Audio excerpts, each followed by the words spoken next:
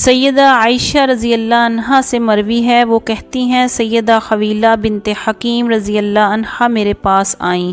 وہ سیدنا عثمان بن مظعون رضی اللہ عنہ کی بیوی تھیں۔ جب رسول اللہ صلی اللہ علیہ وآلہ وسلم نے اس کی پرگندہ حالت دیکھی تو فرمایا، عائشہ کس چیز نے خویلہ کی حالت کو اتنا بگاڑ دیا ہے؟ میں نے کہا، اے اللہ کے رسول، اس عورت کا کوئی خاوند نہیں۔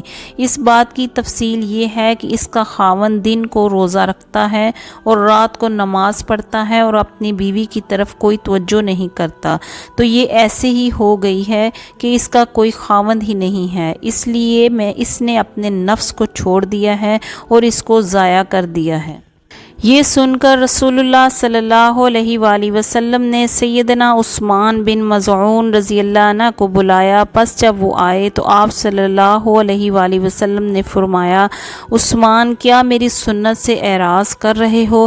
انہوں نے کہا، جی نہیں، اللہ کی قسم، اے اللہ کے رسول، بلکہ میں آپ کی سنت کا ہی طلبگار ہوں۔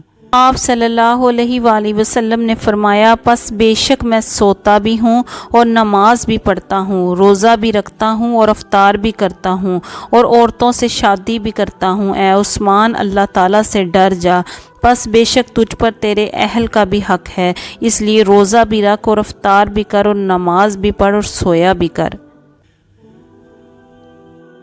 سیدہ عائشہ رضی اللہ عنہا سے مروی ہے، وہ کہتی ہیں کچھ لوگ بڑی سخت عبادت کیا کرتے تھے، لیکن نبی کریم صلی اللہ علیہ وآلہ وسلم نے ان کو منع کیا اور فرمایا، اللہ کی قسم، بے شک میں تم میں اللہ تعالیٰ کو سب سے زیادہ جاننے اور اس سے سب سے زیادہ ڈرنے والا ہوں۔ تم اتنے عمل کا اہتمام کرو جتنی کی طاقت رکھتے ہو، پس بے شک اللہ تعالیٰ نہیں اکتائے گا حتیٰ کہ تم اکتا جاؤ گے۔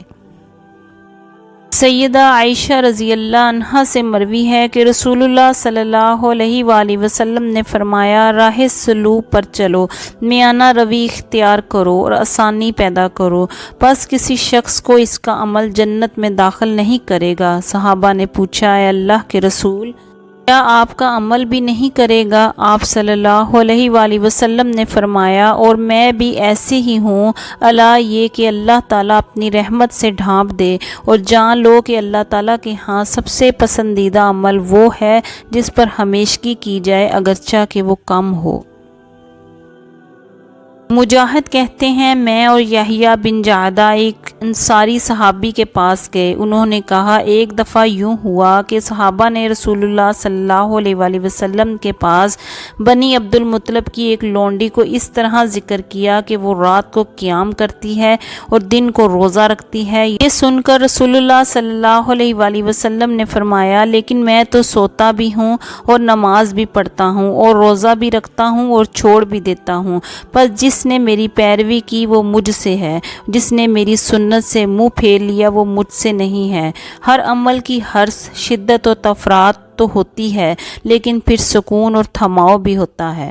جس کا تھماؤ بدیت کی طرف لے جائے وہ گمراہ ہو جائے گا، اور جس کا ٹھہراؤ سنت کی طرف لے جائے گا وہ ہدایت پایا جائے گا۔ سیدنا انس بن مالک رضی اللہ عنہ سے مروی ہے کہ رسول اللہ صلی اللہ علیہ وآلہ وسلم نے فرمایا، بے شک یہ دین مضبوط ہے، تم اس میں نرمی کے ساتھ داخل ہو جاؤ، بے شک تمہارا بہترین دین وہ ہے جو آسانی والا ہو، بے شک تمہارا بہترین دین وہ ہے جو سہولت پر مشتمل ہو۔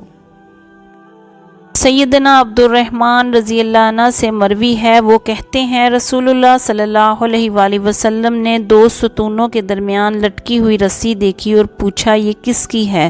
صحابہ نے کہا، یہ سیدنا حمنہ بنت حجش رضی اللہ عنہا کی ہے، جب وہ نماز پڑھتے پڑھتے عاجز آ جاتی ہیں تو اس کے ساتھ لٹکتی ہیں۔ آپ صلی اللہ علیہ وآلہ وسلم نے فرمایا، اس کو چاہیے کہ وہ اپنی طاقت کے مطابق نماز پڑھے، پس جب وہ عاجز آ جائے تو نماز ترک کر کے بیٹھ جائے۔